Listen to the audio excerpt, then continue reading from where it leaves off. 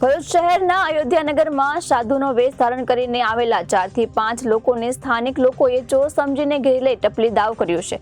જો કે તાત્કાલિક એ ડિવિઝન પોલીસ ઘટનાસ્થળે દોડી આવી તમામને પોલીસ મથકે લાવીને અટકાયતી પગલાં લઈને કાયદેસરની કાર્યવાહી હાથ ધરી છે।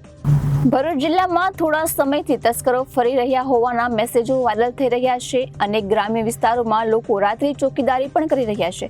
ત્યારે શનિવારના રોજ ભરૂચ શહેરના અયોધ્યાનગરમાં આવેલ સંતોષી માતાના મંદિર નજીક 4 થી 5 સાધુ વેશમાં આવેલ વ્યક્તિઓને એક મકાનમાં જમવાનું માંગ્યું હતું, પરંતુ મકાન માલિકે કંઈ પણ નહીં હોવાનું જણાવી તેમને જવાનું કહ્યું હતું, પરંતુ તે લોકો ત્યાં જ ઉભા રહીને મકાન માલિક સાથે વાતચીત કરતા હોય તે સમયે સ્થાનિક લોકોના ટોળાએ ત્યાં જ એકત્ર થઈ જતા મામલો ઉગ્ર બન્યો હતો, જેમાં આ અજાણ્યા સાધુ વેશમાં આવેલા લોકો સાથે ટપલી દાવ પણ થયા હોવાનું જાણવા મળ્યું છે। જો કે હાલમાં જિલ્લામાં ચાલી રહેલા માહોલને કારણે કોઈ જાગૃત નાગરિકે ડિવિઝન પોલીસ મથકમાં જાણ કરી દેતા પોલીસનો કાફલો તાત્કાલિક ઘટનાસ્થળ પર પહોંચીને તમામ સાધુ વેશમાં આવેલા વ્યક્તિઓને ડિવિઝન પોલીસ મથકે લાવીને અટકાયતના પગલાં લઈને તપાસ હાથ ધરી છે।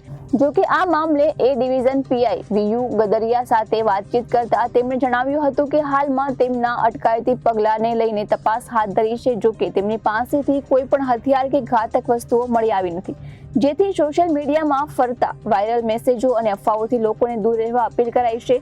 કંઈ પણ શંકાસ્પદ દેખાય તો પ્રથમ પોલીસને જાણ કરવાનું જણાવ્યું છે।